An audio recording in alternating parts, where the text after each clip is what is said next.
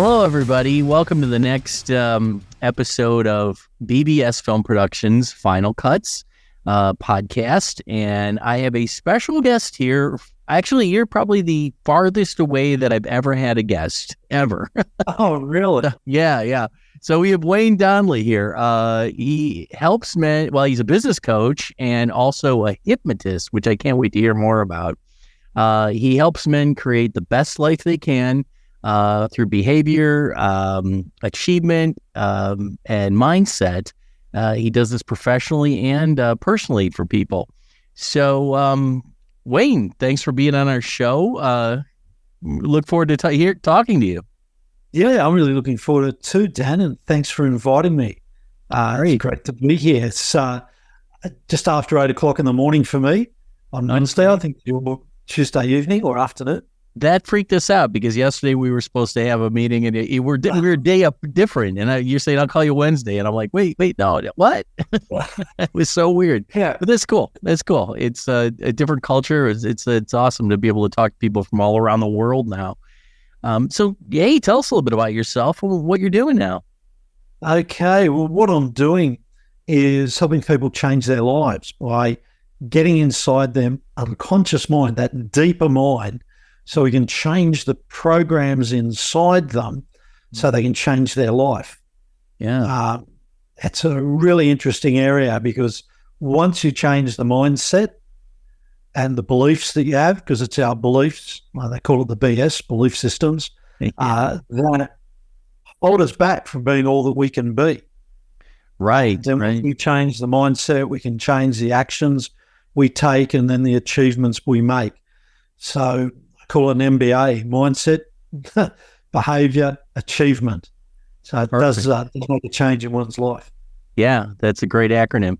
So how'd you get started in this business? I mean, where'd you begin in this whole world of coaching? Okay, well, to keep it short, because you should never ask anyone to speak about themselves because they could possibly never stop. Awesome. So for the relevance of this, I was an accountant and financial planner for about 25, 26 years. And when we got to and I had my own business or ran other businesses or worked for people at a fairly high level.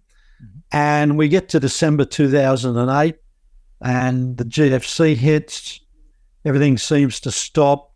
And for those of us with some life experience, you'll know what I mean when I say my future was freed up for new opportunities.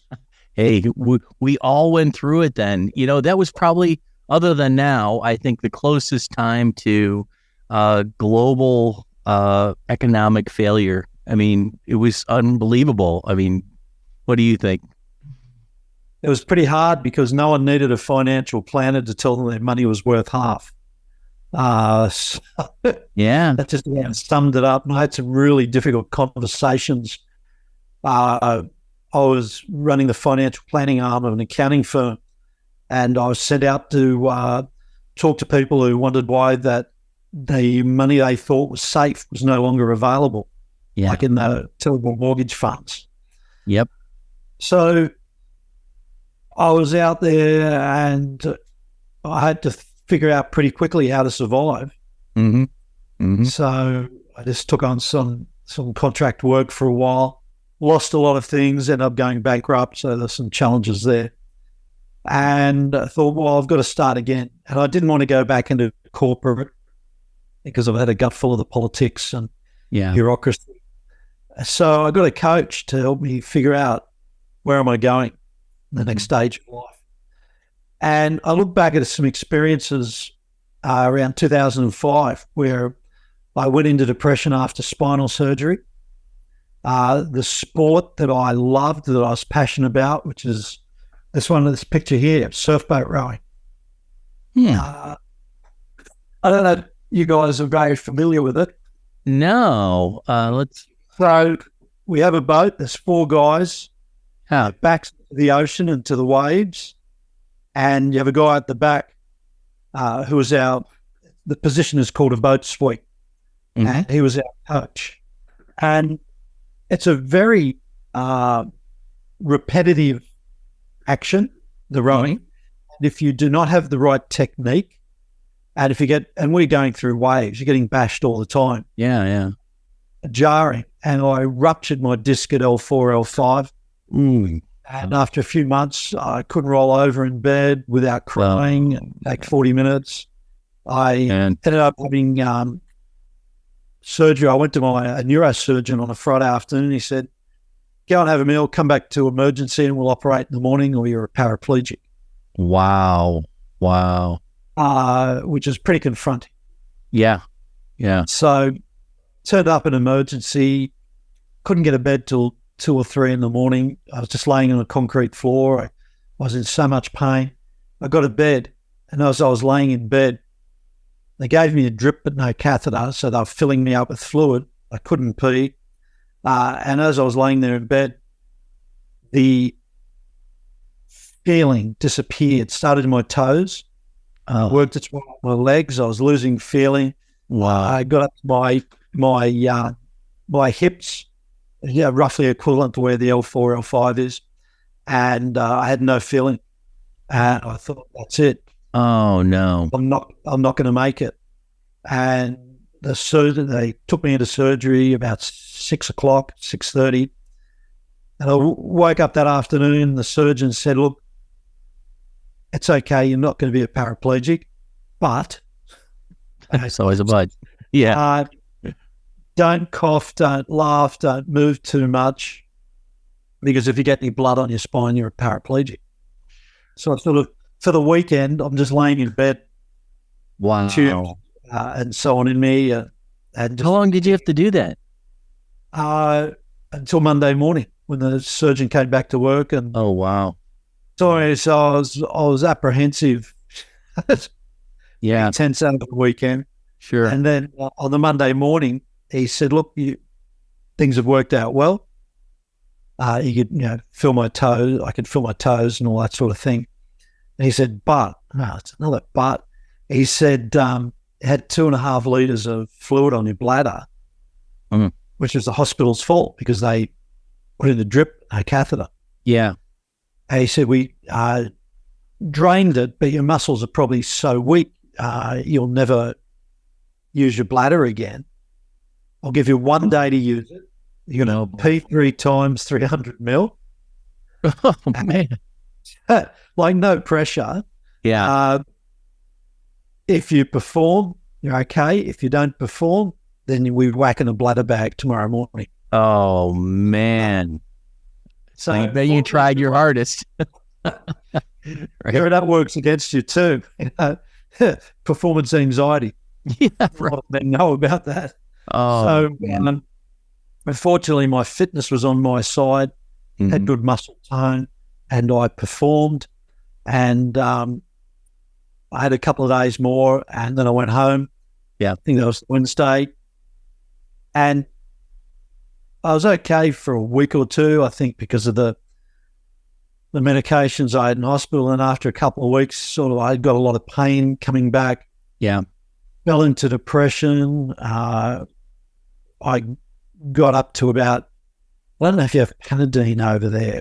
Panadine, we have something called Panadine Fort. We got fentanyl. We got a lot of fentanyl over here. Oh, well, that's a big issue. That's the only thing we got. Yeah. So different story. I was taking a box of these every day. Yeah. And I was still arguing with my ex-wife at the time. And over the kids' money and stuff, usual things. And to cope with that, then I'd take a 6-pack of bourbon and cokes, as well as the 20 Panadine Fort I'd been taking during the day. Fell into depression. 4 months later, I took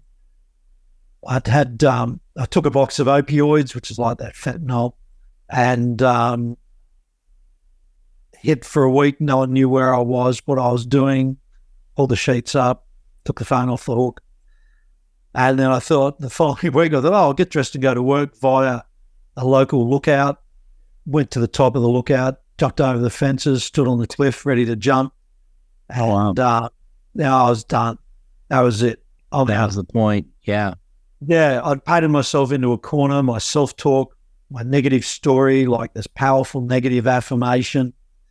and the phone rang. And I thought, well, I answered. I stopped to see who it was. It was my best mate from the boat crew. And he asked what I was doing and took me back to his place for a coffee. I think it was about 6:30, 7 o'clock in the morning. Yeah. And I ended up getting referred to a guy who looked like Yoda, probably as tall as Yoda, spoke a bit like Yoda, and is a very good counsellor and therapist. Yeah. Over a very short period of time, he turned me around from ending life to embracing life. Yeah. So profound. So as I'm going through the coaching in early 2009, we look back at that experience, and I said, that's it. I want to help other people the way I'd been helped. Yeah. So in 2009, I just immersed myself in doing my diploma in clinical hypnotherapy, doing my practitioner and master practitioner of neuro-linguistic programming. Yeah. And just jumped out there, started helping people change. And really, after you do the courses, after you do your training, it's the beginning of your training. Yeah. Because you're actually there in real life working with people where you get a lot of your learning. And so that's what I've been doing for the last 14 years. Okay. Now, you'd mentioned, I noticed that your profile says that you work primarily with men. Is that the goal? Or originally, now my focus is men. Mm-hmm. And I've always had that leaning towards it. I didn't focus on depression because you have to be careful about what you are involved in all the time. Yeah. Don't take on other people's energy. Mm-hmm. I mean, that's a training in itself. Yeah. When you're in that field of helping people to overcome their issues. Yeah. You need to be in a bubble. You can have empathy, but sympathy just takes you down. Yeah. Good to it. So because I had to do something, I took on a job as a business coach. Mm-hmm. So I was using... Wait a minute, you can always be a Robert De Niro lookalike. I'm telling you. Did anybody ever tell you look like him? You said that the other day. I know. I had to bring it up because if I didn't say it, the people are going to look at you and go, wow, that's Robert De Niro. Sorry. Okay. Don't mean to interrupt. Go. Me? Yeah, that's all right. Very good.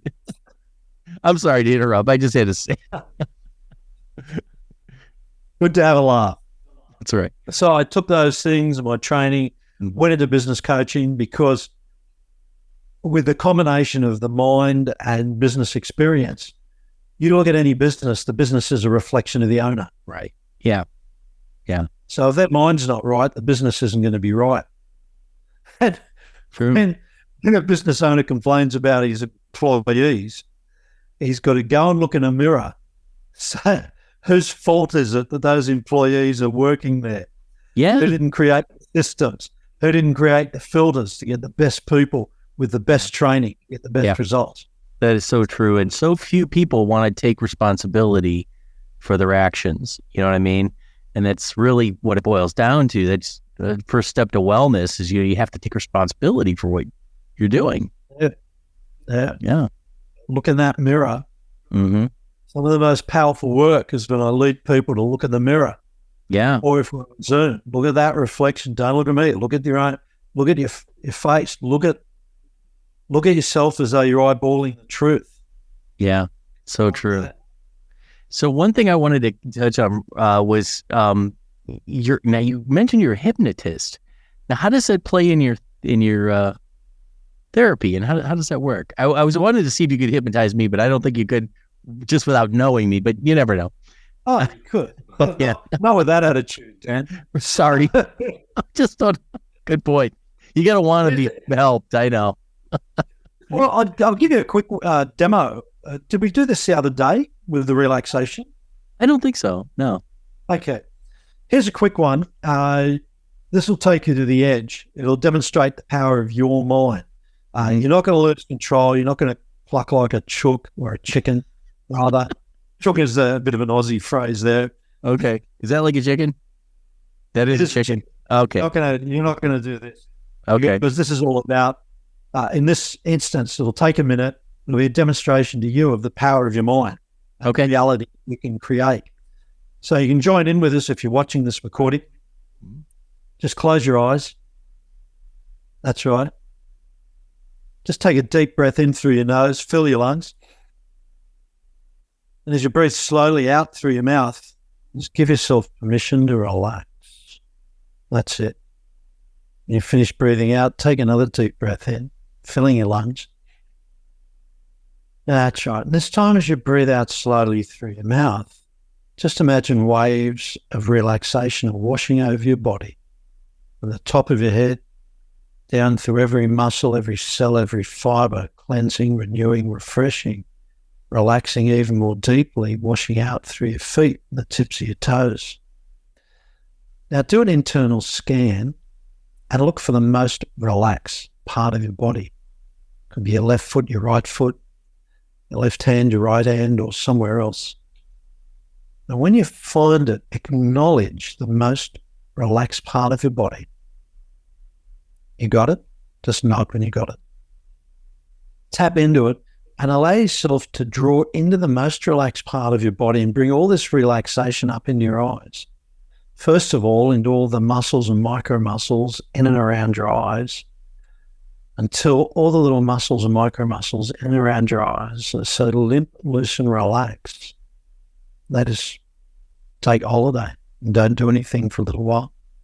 So relaxed. Continue to draw this relaxation, this time up into your eyelids. And imagine filling your eyelids with your very own deep relaxation. Like liquid relaxation, you're pouring into great pools into your eyelids until your eyelids become so heavy with the relaxation. They're too heavy to open. They're so heavy with the relaxation, they just stay closed. So focus on this relaxation in your eyes, in the muscles of your eyes and in your eyelids, feeling the heaviness of the relaxation in your eyes until your eyes become so heavy, then just for a little while they won't respond to anything at all because your focus is only on the relaxation in your eyes. When you get to this point where your eyes are so relaxed they won't respond, they're so heavy with relaxation, they're so heavy they just stay closed. When you get to this level of relaxation, test them and you'll find while your focus is on the relaxation in your eyes, no matter how hard you try, in vain, while your focus is on the relaxation, your eyes won't open. So tell me what's happening for you, Dan. They feel like they're glued to the bottoms of my eyelids. Yeah, that's right.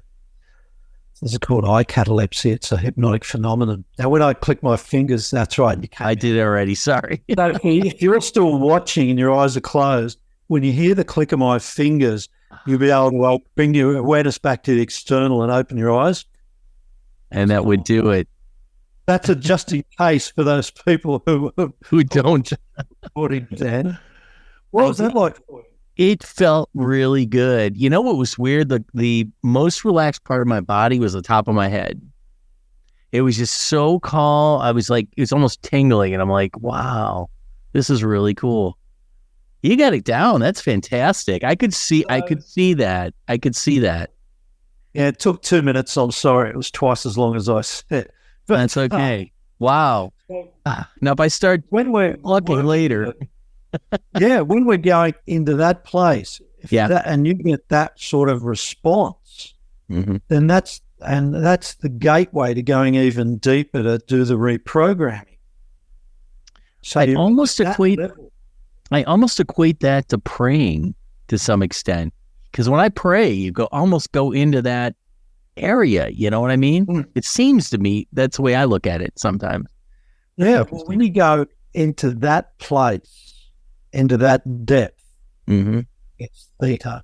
Or it's like almost sleep-like. You know, when you're in bed and you're no longer awake, but you're not yet asleep.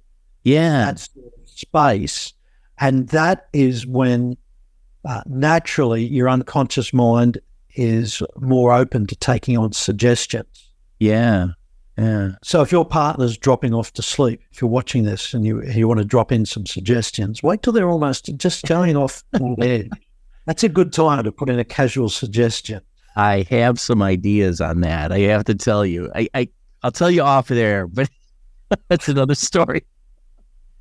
Okay, so moving on really quick. I wanted to talk a little bit about video. It was funny because, we talked originally.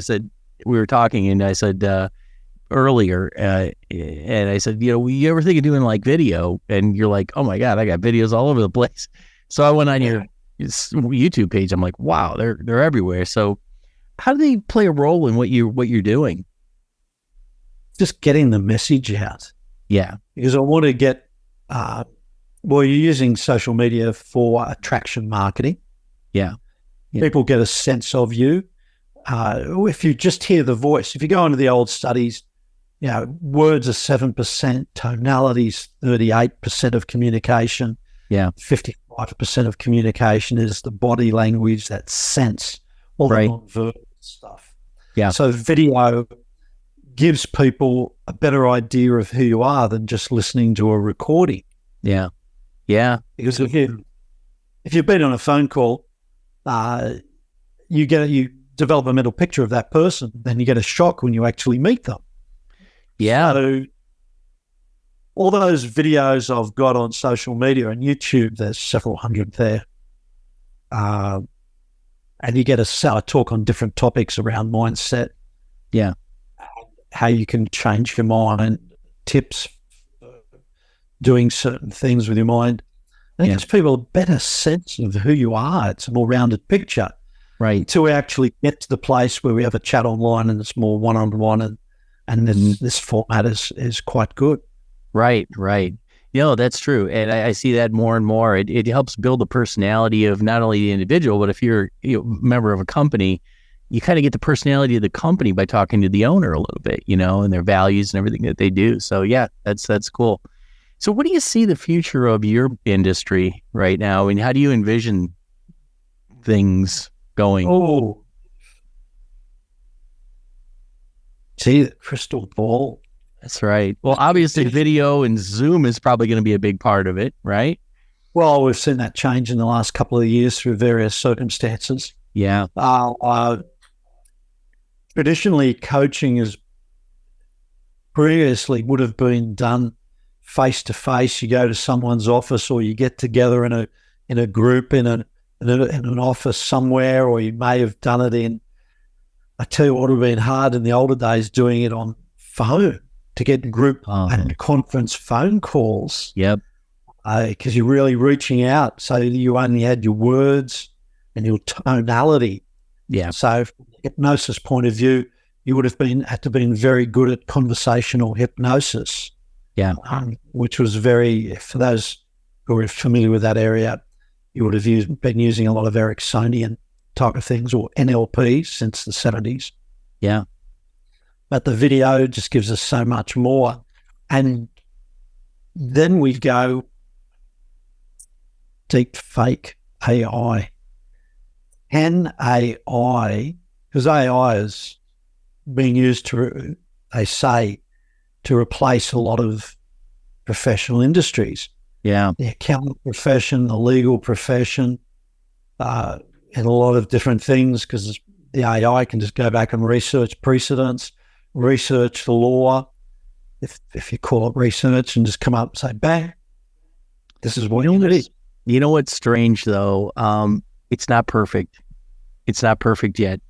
To give you an example, I typed into ChatGPT, tell me a little bit about Dan Portick. Write a profile for Dan Portick of BVS Film Productions, Cleveland, Ohio.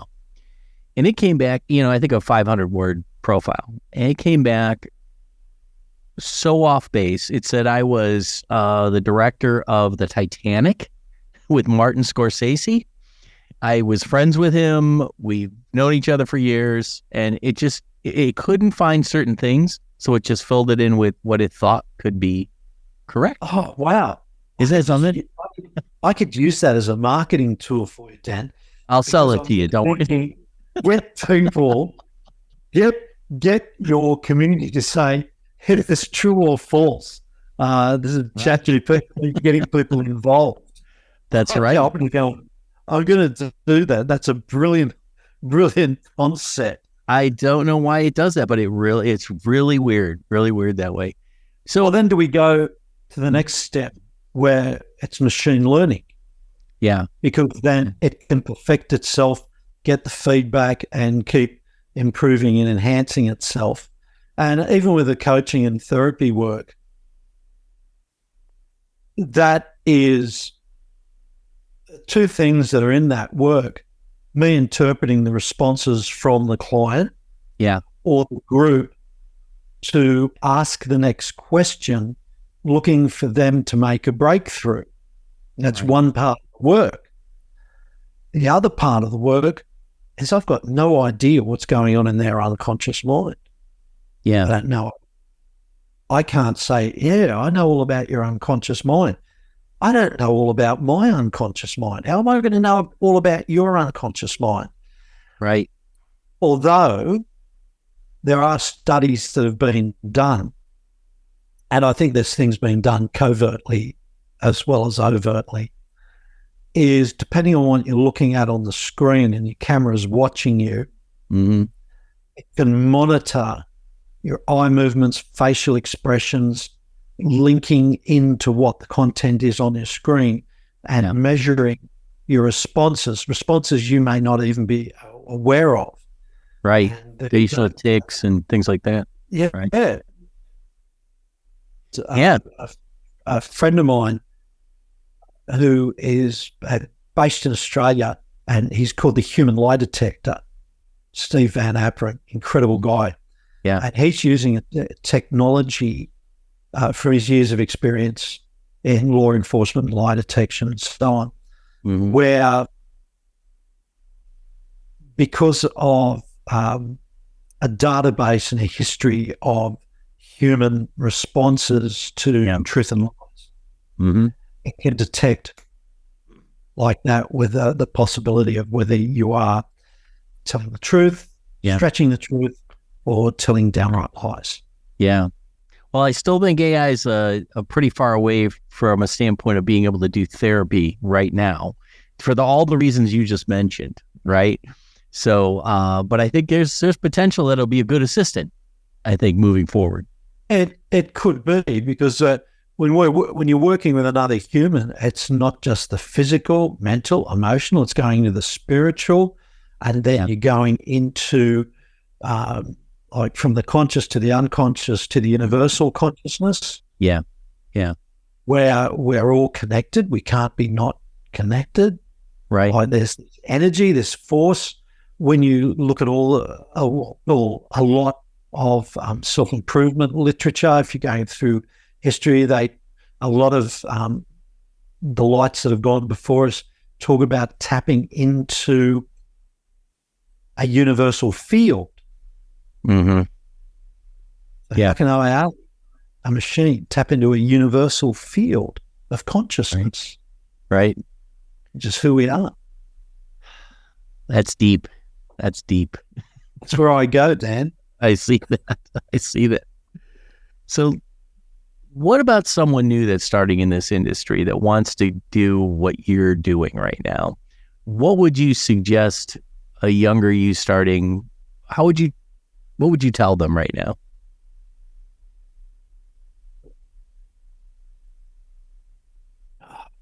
Wow, it's a big one. Speaking of deep. Yeah. Well, I think there was a guy many years ago called Charlie Tremendous Jones, went from a bankrupt cotton farmer into oil, probably found oil on his land. I don't know his whole history. And he said, you can have anything you want in this world. You have to only know two things. One, what you want. And two, what you're going to give or give up to get it. So those two things. And immerse yourself. If you want to be the best, you got to have a role model. Well, you know what you want, what you're going to give or give up. Have a great role model, a great mentor, tuition, learning everything you can. Never stop learning. Right. Because when you stop learning, you are stopped. Yeah. Things are always changing and happening. And learn as much as you can. And when you finish your official studies, your learning starts again at a different level when you're working with people in groups. Yeah. And keep making all the mistakes as quickly as you can to improve your learning. It's the only way you're going to succeed, right? You got to make mistakes. Yeah, it works in pathway to your success, your professionalism, your skill is been making mistakes. You can learn from others. The biggest learnings will be the ones you make yourself. Yeah. Be the best you can be. And when you're doing that, then we come into that marketing side. Who is it you're going to be serving? Know who they are, what their aspirations are, what their pain points are, and learn about people. Mm-hmm. And you can go to a coffee shop and learn about people. You can watch two people talking. You can watch their body language. You can watch their interactions, their responses when you hear their words. They're great learnings. Every interaction you have with another person, and test things. Don't be afraid to go out and test things. Like, for a little while, what I was doing in 2009, I was walking around trying to hypnotize people in the street. I'd go up, say hello, do an introduction, and ask them questions, and I found I wasn't getting a lot of response. So I formed a meetup group, and I started teaching other people how to do instant inductions, where you do the handshake and knock them out. Well, that's probably a little bit harsh, put them to sleep. So this I got to see someday. I don't know how we'll do the hand. One of my videos going back to 2009 was, or 2010, and I was in the streets of Manly in Sydney, and I had a group. I'd been teaching them how to do these things. So I said, let's get out of the cafe and let's start doing it in a group. And we'd start hypnotizing each other. Wow. Or a crowd, draw people out of the crowd. And there's a couple of minute video from, I think, 2009 or 2010. It's had over 100,000 views now. Mm-hmm. Up to about 120,000. And this young guy just comes out of the crowd. I look at him, shake his hand, sleep, gets his hand stuck, and can't unstick it even with his eyes open. Fit young man. Oh. Isn't that something? Wow. Yeah. So that is the way you're going to get your confidence. Go out there and do it. Right. And there's a process so that you can never fail. No. You're testing people. If they don't pass the test, throw that one back in the ocean, get the next one until you find people that are going to work with you. Yeah. Like compliance. So there's that. There's a couple of those type of videos where I'll go to markets. When I want to, it's sharpening the axe. If I want to really sharpen the axe, I'll get out there. So I'll do it in the streets publicly, and it's very, very confronting. You got to reframe things. You just got to keep at it until you're good at it. Yeah. And then also, as an aside, to also sharpen the axe, I was doing comedy hypnosis shows. Mm-hmm. So when you're in front of a couple of hundred people and you don't know who's going to get hypnotized, you don't know who's going to respond, and you've got to be able to sort them out when they get on stage.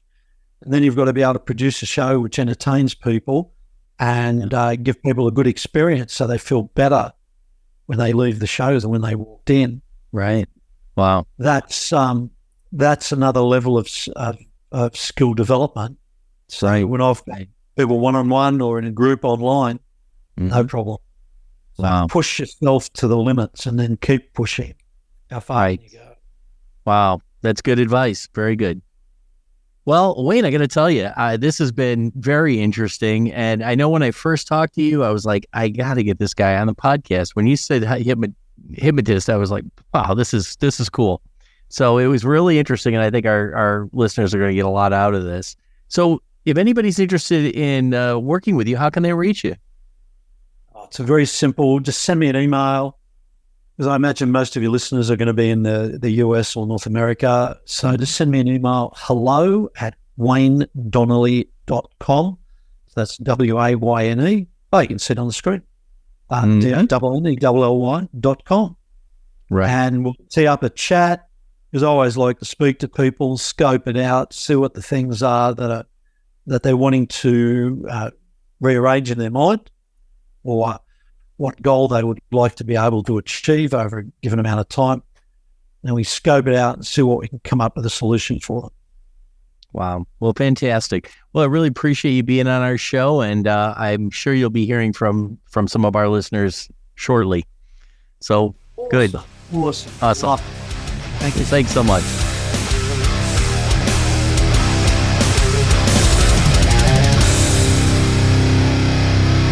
Let's face it, everybody loves to make podcasts and vodcasts, but nobody wants to edit them. Well, except for us.